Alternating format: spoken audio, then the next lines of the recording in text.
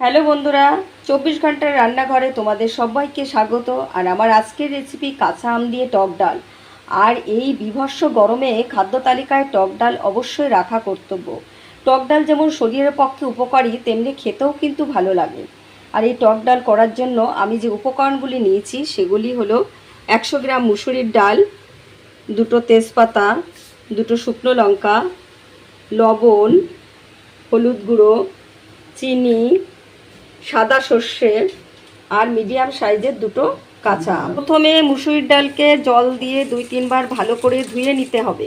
তো আমের খোসা ছাড়িয়ে আমি আমগুলোকে পিস পিস করে কেটে নেব।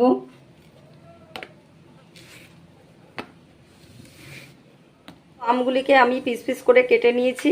এবার সামান্য সেদ্ধ করে নিতে হবে, জলে একটু লবণ দিয়ে দিতে হবে। তো আমার আম সেদ্ধ হয়ে গেছে, আর এই সেদ্ধ জলটাকে আমি রেখে দেব। সেদ্ধ জলটা কিন্তু ফেলা যাবে না। তো ডালটা আমি সেদ্ধ বসিয়ে দিয়েছি, আর ডাল ফুটে ওঠার সময় ডালের উপরে যে ফেনা হবে সেই ফেনাটা ভালো করে তুলে নিতে হবে। ফেনাগুলো তুলে নিলে ডালের মধ্যে যত নোংরা থাকবে সব পরিষ্কার হয়ে যাবে। এইভাবে ফেনাগুলোকে তুলে নিতে হবে। তো আমার ডালও সেদ্ধ হয়ে গেছে, আর ডাল আমি হালকা করে ফেটিয়ে নেব। তো আমার কড়াইটা গরম হয়ে গেছে, আর আমি ফোড়নের জন্য সর্ষের তেল দিয়ে নেব। শুকনো লঙ্কা, তেজপাতা আর সর্ষে, সাদা সর্ষে ফোড়ন দিয়ে নেব। এবারে আমি সেদ্ধ ডাল দিয়ে দেব। তো আমি ডালের মধ্যে একটু লবণ আর সামান্য হলুদ দিয়ে দেব।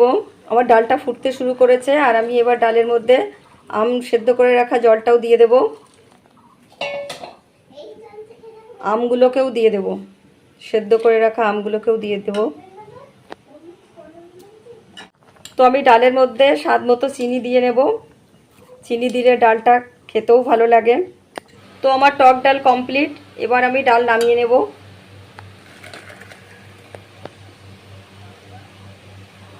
তো এটাই ছিল আমার আজকের রেসিপিটি তোমরা বাড়িতে অবশ্যই ট্রাই করো, আর ভালো লাগলে লাইক কমেন্টস করো, আর অবশ্যই চ্যানেলটিকে সাবস্ক্রাইব করে আমাদের পাশে থেকো।